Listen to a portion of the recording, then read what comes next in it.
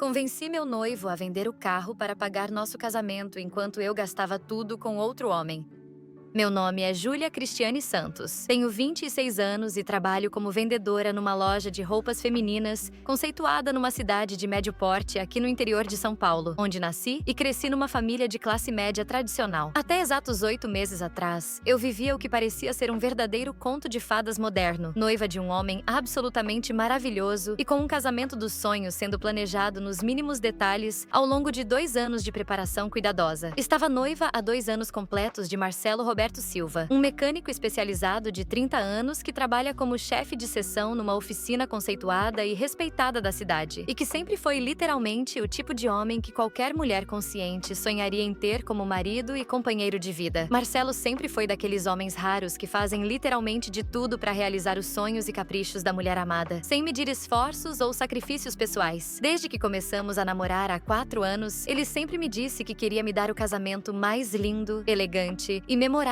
que eu pudesse imaginar ou desejar. Para conseguir isso, ele trabalhava religiosamente horas extras todos os dias úteis, aceitava trabalhos extras nos fins de semana e feriados, fazia serviços freelancer para clientes particulares e economizava obsessivamente cada centavo que ganhava para que nosso grande dia fosse absolutamente perfeito em todos os aspectos. O que eu mais admirava e respeitava nele era sua dedicação incansável ao trabalho honesto e sua paixão genuína por carros clássicos e bem cuidados. Marcelo sempre foi um entusiasta automotivo desde criança e possuía um Honda Civic preto de 2019, que era literalmente o amor da vida dele, seu bem mais precioso no mundo. Ele havia comprado esse carro específico com muito sacrifício pessoal e financeiro, trabalhando 2 anos inteiros em regime extra para conseguir dar a entrada substancial e financiar o restante com prestações que cabiam no seu orçamento apertado. Aquele Civic não era apenas um meio de transporte para Marcelo, era um símbolo de conquista pessoal, de anos de trabalho duro e dedicação, de sonhos realizados através de esforço próprio. Ele cuidava daquele carro como se fosse um filho, lavava pessoalmente todos os fins de semana, fazia todas as manutenções preventivas em dia, conhecia cada detalhe técnico do veículo. Nosso casamento estava oficialmente marcado para dezembro, e Marcelo havia calculado meticulosamente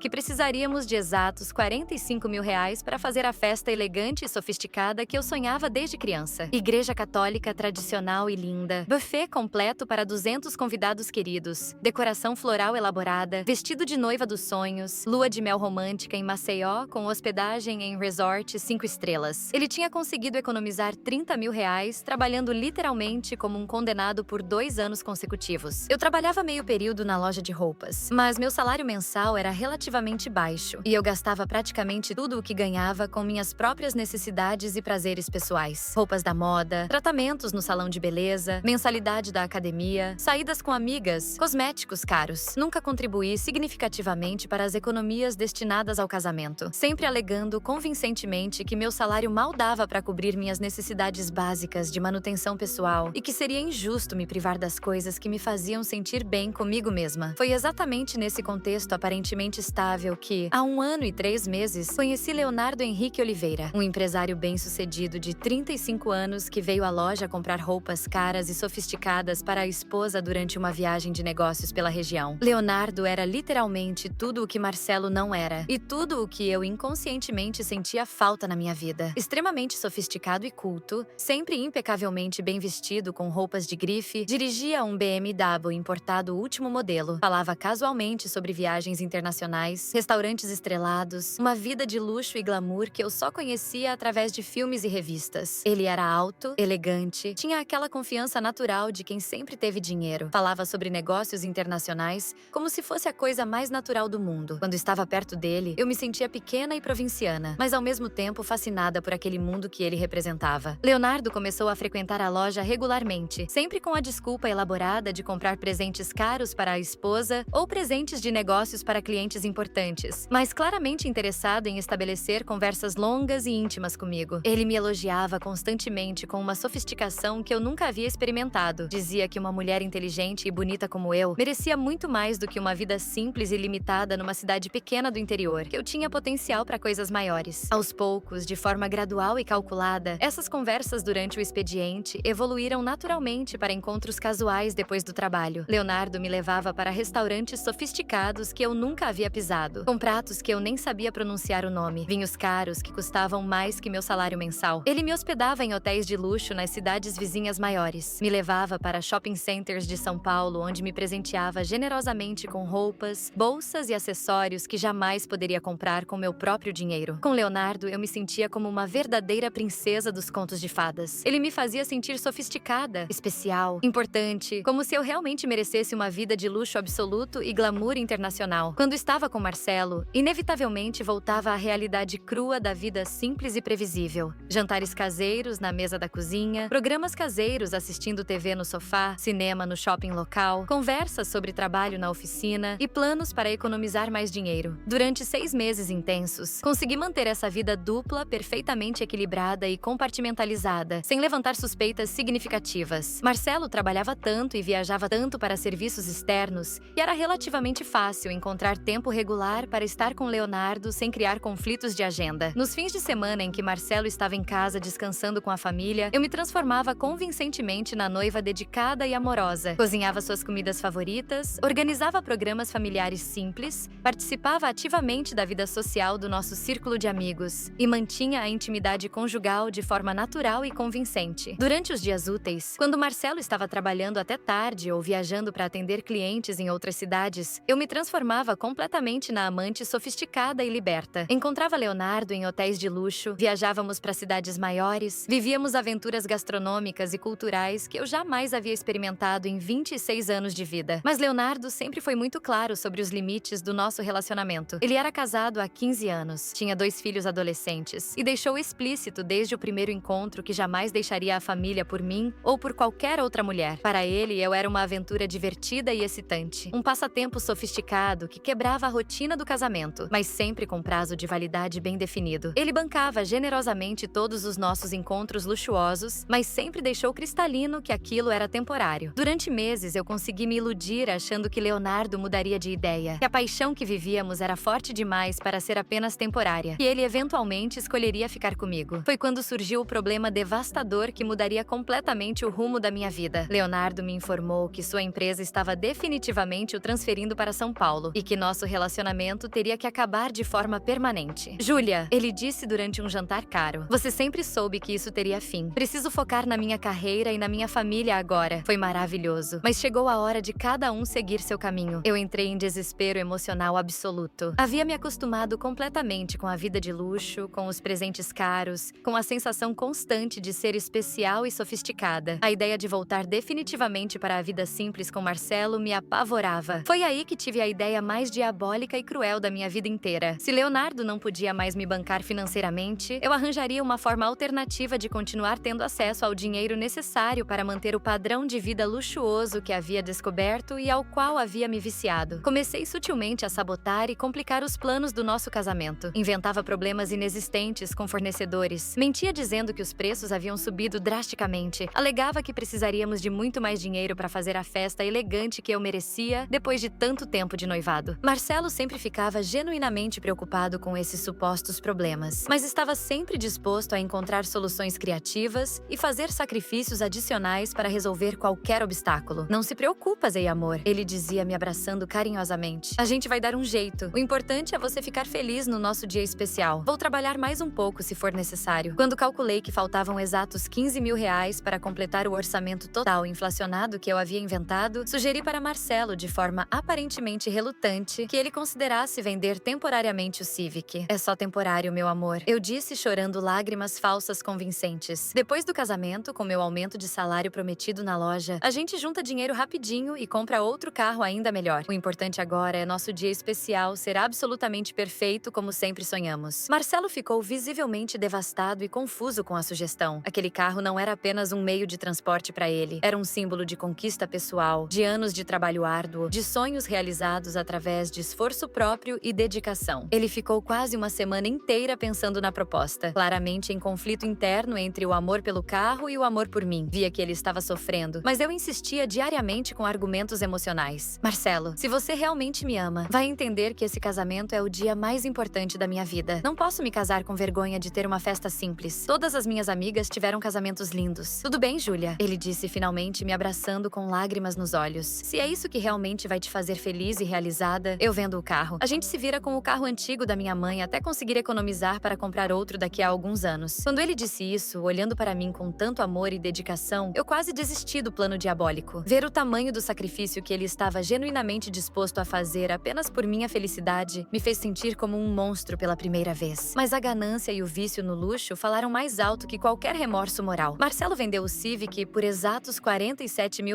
para um colecionador que o valorizava e me entregou todo o dinheiro sem questionar, confiando cegamente que eu cuidaria responsavelmente dos últimos detalhes do casamento. Agora temos R$ 77 mil no total, ele disse radiante e orgulhoso. Vai ser o casamento mais lindo e elegante da cidade. Você merece isso, amor. Merece tudo o que há de melhor na vida. O que Marcelo jamais poderia imaginar é que eu não tinha a menor intenção de gastar aquele dinheiro com nosso casamento. Leonardo havia voltado de São Paulo algumas vezes para resolver pendências, e eu estava sistematicamente usando o dinheiro para bancar nossos encontros luxuosos, comprar roupas de grife e manter artificialmente o padrão de vida sofisticado que havia me viciado. Durante 3 meses intensos, gastei meticulosa e sistematicamente o dinheiro destinado ao casamento. Hotéis 5 estrelas quando Leonardo vinha à cidade, suítes presidenciais com room service caro, roupas de marca que eu guardava escondidas no apartamento de uma amiga cúmplice, jantares caríssimos em restaurantes sofisticados, tratamentos de spa em resorts luxuosos, até mesmo uma viagem de fim de semana para o Rio de Janeiro que inventei ser uma capacitação profissional da loja. Marcelo notou que eu estava comportamentalmente diferente durante esse período, mais distante emocionalmente, mais exigente em relação a detalhes do casamento, sempre com desculpas elaboradas para não discutir os fornecedores ou mostrar contratos. Quando ele perguntava especificamente sobre os preparativos, sobre reuniões com buffet ou decoração, eu sempre mentia dizendo que estava resolvendo os últimos detalhes importantes e que ele não precisava se preocupar porque eu tinha tudo sob controle. Confia em mim, amor. Eu dizia beijando seu rosto. Quero que seja uma surpresa para você também. Está ficando lindo. Exatamente como sempre sonhamos. E ele confiava. Confiava cegamente em cada palavra. Exatos 2 meses antes da data marcada para o casamento, quando Marcelo naturalmente quis revisar todos os contratos finalizados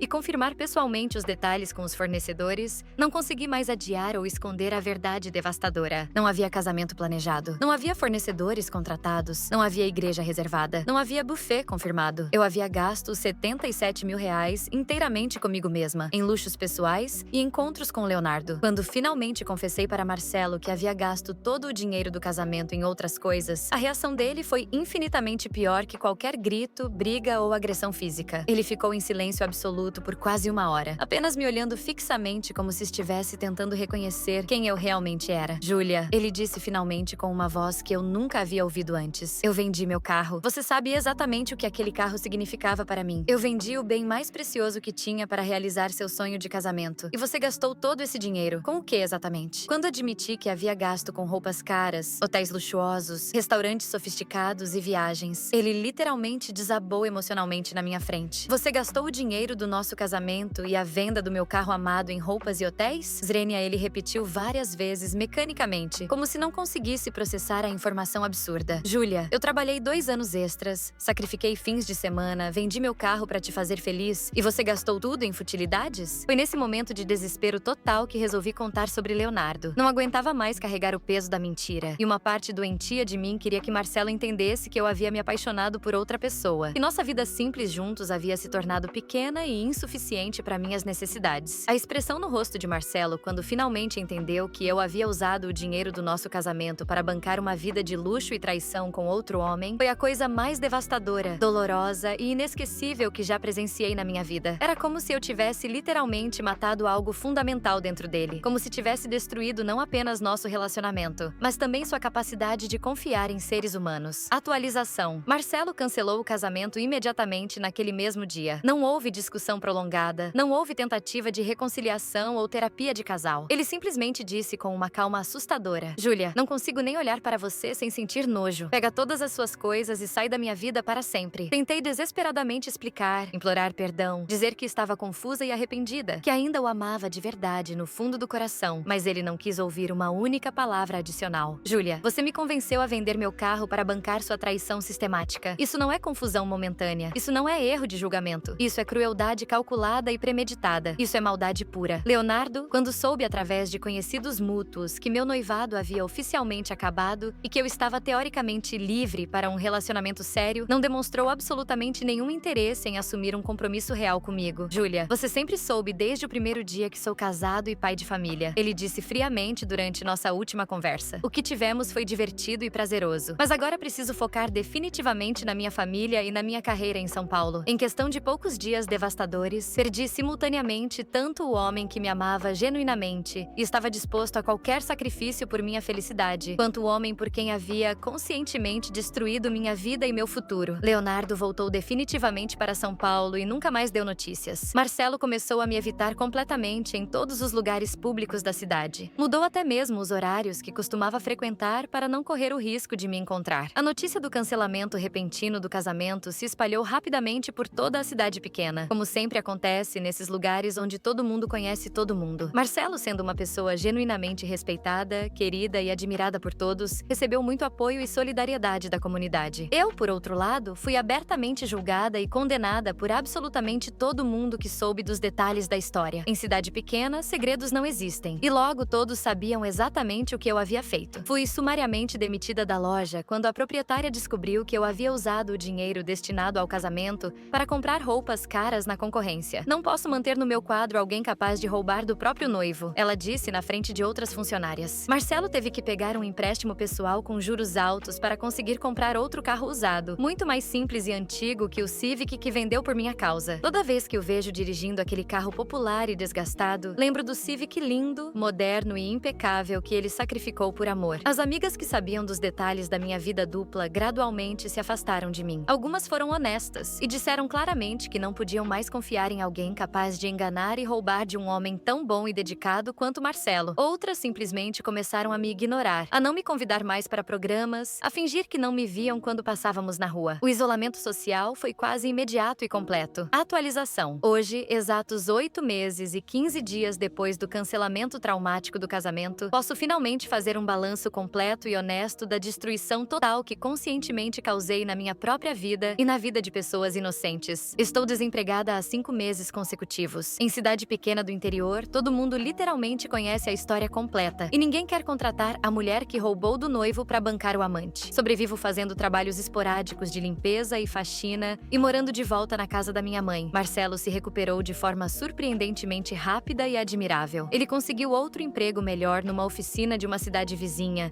que paga mais e o valoriza profissionalmente. Comprou um carro novo, não tão bom quanto o anterior, mas digno e funcional, e soube através de conhecidos que está saindo seriamente com Ana Paula, uma professora respeitada da cidade. Ana Paula é uma mulher séria, trabalhadora, íntegra, que tem uma reputação impecável e que claramente valoriza Marcelo de verdade pelo homem bom que ele é. Ver que ele conseguiu seguir em frente e encontrar alguém que o merece me traz um alívio genuíno, mas também uma dor profunda e permanente. Eu poderia ter sido essa mulher feliz e realizada ao lado dele se não tivesse conscientemente destruído tudo por uma ilusão superficial de vida luxuosa e glamurosa que durou apenas alguns meses. Leonardo nunca mais deu qualquer notícia ou sinal de vida. Bloqueou meu telefone, deletou minhas redes sociais e desapareceu completamente da minha existência, como se nunca tivesse existido. Soube por conhecidos que ele foi promovido em São Paulo, mudou para um apartamento ainda mais luxuoso e está vivendo perfeitamente feliz com a família. Para ele, eu fui literalmente apenas um passatempo descartável e facilmente substituível, uma aventura momentânea que proporcionou alguns meses de diversão antes de voltar à vida real. Desenvolvi quadros clínicos severos de depressão maior e ansiedade generalizada que requerem acompanhamento médico e psicológico constante. Faço terapia individual uma vez por semana quando consigo pagar com os trabalhos esporádicos, tentando desesperadamente entender como fui capaz de me transformar numa pessoa que eu mesma não reconheço. Como fui capaz de destruir conscientemente um relacionamento sólido de 4 anos com um homem que me amava incondicionalmente. Como fui capaz de manipular emocionalmente alguém para vender o bem mais precioso que tinha? Como me tornei capaz de de tanta crueldade calculada. A parte mais dolorosa de toda essa experiência é a consciência clara de que traí não apenas Marcelo, mas fundamentalmente a mim mesma e aos valores que pensava ter. Eu tinha um homem que me amava de verdade, que estava disposto a qualquer sacrifício para me fazer feliz, que construía planos reais de futuro comigo. E joguei tudo fora por glamour superficial e luxo temporário. Ainda conservo algumas das roupas caras que comprei com o dinheiro do casamento, mas não consigo usar nenhuma delas. Cada peça é um lembrete doloroso e constante do mal que fiz, da traição que cometi, da vida que destruí. Tentei várias vezes vender tudo para conseguir devolver pelo menos uma parte do dinheiro para Marcelo, mas ele recusou categoricamente qualquer contato. Guarda essas coisas para você lembrar para sempre das suas escolhas. Ele disse através de um amigo em comum. Se alguém está lendo esta confissão e está considerando trair seu parceiro por uma vida mais glamurosa, por luxos temporários, por aventuras que parecem mais excitantes que a rotina, eu imploro do fundo do coração, não façam isso. O luxo passa rapidamente. A aventura acaba de forma abrupta. O glamour se revela superficial e vazio, mas a dor que vocês vão causar em quem os ama será permanente e inesquecível. Vocês não vão apenas perder a pessoa que os ama de verdade, mas também vão perder completamente o respeito por si mesmos, a capacidade de se olhar no espelho sem sentir nojo, a possibilidade de construir relacionamentos baseados em confiança. Eu troquei 2 anos de um relacionamento sólido, maduro e cheio de planos reais de futuro por 3 meses de ilusão cara e superficial. Troquei um homem real e dedicado por um homem casado que me via como passatempo. Marcelo era um homem simples, mas era genuíno, honesto e real. Leonardo era sofisticado e excitante, mas era falso, manipulador e temporário. Eu conscientemente escolhi a fantasia ao invés da realidade e perdi absolutamente tudo o que importava. Hoje vivo diariamente com a culpa esmagadora de ter feito um homem fundamentalmente bom vender o carro que amava para bancar minha traição sistemática. Vivo sabendo que destruí não apenas meu próprio futuro, mas também machuquei profunda e desnecessariamente alguém que não merecia nenhum segundo de sofrimento. A única coisa construtiva que posso tentar fazer agora é me esforçar diariamente para me tornar uma pessoa fundamentalmente melhor, trabalhar honestamente pelos centavos que ganho e esperar que um dia, talvez em muitos anos, consiga me perdoar pelo que fiz. Mas sei que Marcelo estará sempre certo em relação a mim. Algumas traições são cruéis demais, calculadas demais, para serem esquecidas ou perdoadas. E talvez seja exatamente isso que eu mereço carregar para sempre como consequência das minhas escolhas. A lembrança permanente de ter perdido o melhor homem da minha vida, por ter confundido amor verdadeiro com vida luxuosa, por ter trocado substância real por aparência superficial. A ironia mais cruel de toda essa situação é que hoje, morando novamente no quarto da adolescência na casa da minha mãe, usando roupas simples e baratas, fazendo faxina para sobreviver, eu finalmente entendo o valor real das coisas que Marcelo sempre me ofereceu. Ele me oferecia segurança emocional genuína, planos reais de futuro, uma família estruturada, amor incondicional, fidelidade absoluta. Mas eu estava cega demais pela ilusão do glamour para reconhecer que já tinha tudo o que realmente importa na vida. Leonardo me oferecia apenas luxo temporário, aventura superficial, emoção passageira, nada que construísse algo duradouro, nada que tivesse substância real. Era tudo aparência, tudo ilusão, tudo destinado a acabar. Hoje, quando vejo casais simples caminhando de mãos dadas na praça da cidade, sinto uma inveja profunda não do dinheiro ou do status, mas da conexão real, da confiança mútua, da tranquilidade de saber que tem alguém que os ama de verdade. Quando vejo Marcelo de longe, dirigindo seu carro simples, mas honestamente conquistado, indo trabalhar ou voltando para casa onde Ana Paula o espera, sinto uma dor que vai muito além do arrependimento. É a dor de saber que desperdicei algo precioso que nunca mais terei. Ele parece em paz, parece feliz, parece um homem que confia novamente. Ana Paula conseguiu dar a ele o que eu deveria ter dado: valorização, fidelidade, parceria real. Ela é tudo o que eu poderia ter sido se tivesse feito escolhas diferentes. Minha mãe, que sempre adorou Marcelo e o considerava o genro perfeito, tem dificuldade para me olhar nos olhos. Ela não diz nada diretamente, mas sei que está envergonhada e decepcionada. Você tinha tudo, Júlia, ela sussurrou uma vez. Tinha um homem bom, um futuro seguro e jogou tudo fora porque eu não soube responder porque a resposta real e joguei tudo fora por alguns meses de luxo superficial soa ainda mais patética quando dita em voz alta. As roupas caras que comprei com o dinheiro roubado estão guardadas numa caixa no armário. Às vezes, quando a culpa aperta muito, abro a caixa e olho para elas. Cada peça custou parte da felicidade de Marcelo. Cada peça representa uma traição específica, uma mentira calculada, uma manipulação cruel. Tem um vestido azul marinho que custou R$800, dinheiro que era para ser gasto com as flores do altar. Tem uma bolsa de couro que custou R$1.200, dinheiro que era para ser gasto com o buffet. Cada item tem o preço exato do que roubei, não apenas do casamento, mas dos sonhos dele. Tentei várias vezes queimar essas roupas, me livrar delas de vez, mas sempre sempre desisto. Acho que no fundo, sei que preciso manter esses lembretes físicos da minha crueldade. Preciso carregar o peso visual das minhas escolhas. Leonardo provavelmente nem se lembra mais do meu nome. Para ele, eu fui apenas mais uma aventura numa lista longa de aventuras que ele deve ter tido ao longo dos anos. Mas para Marcelo, eu fui a primeira pessoa que o fez questionar se realmente existem pessoas boas no mundo. Isso é o que mais me atormenta. Não apenas ter perdido alguém que me amava, mas ter sido responsável por ensinar cinismo e desconfiança para alguém que era naturalmente generoso e confiante. Se pudesse voltar no tempo, obviamente nunca teria conhecido Leonardo. Mas mais que isso, teria valorizado desde o primeiro dia o que tinha com Marcelo. Teria contribuído para o casamento, teria trabalhado ao lado dele para construir nosso futuro, teria escolhido substância ao invés de superficialidade. Mas não posso voltar no tempo. Só posso aprender com os erros e tentar ser uma pessoa melhor daqui pra frente. O problema é que algumas lições chegam tarde demais para salvar o que mais importava. Para qualquer pessoa que esteja lendo isso e se encontre numa situação similar, tentada por luxo fácil, por aventura, por uma vida que parece mais excitante que a realidade, lembrem-se da minha história. Lembrem-se que luxo temporário não vale amor permanente, que aventura superficial não vale parceria real, que glamour passageiro não vale segurança emocional duradoura. E principalmente, lembrem-se que quando vocês traem alguém que os ama, não estão apenas machucando essa pessoa, estão destruindo a capacidade dela de confiar, de amar, de acreditar no bem das pessoas. Marcelo teve sorte de encontrar Ana Paula e conseguir amar novamente. Nem todo mundo tem essa segunda chance. Alguns ficam marcados para sempre pela traição, incapazes de se abrir novamente para o amor. Eu sei que nunca mais terei o que tive com Marcelo. Sei que nunca mais encontrarei alguém disposto a vender o bem mais precioso que tem por minha felicidade. E sei que mereço carregar esse arrependimento pelo resto da vida, porque algumas escolhas realmente não têm volta. E algumas oportunidades de felicidade, uma vez desperdiçadas, nunca mais retornam.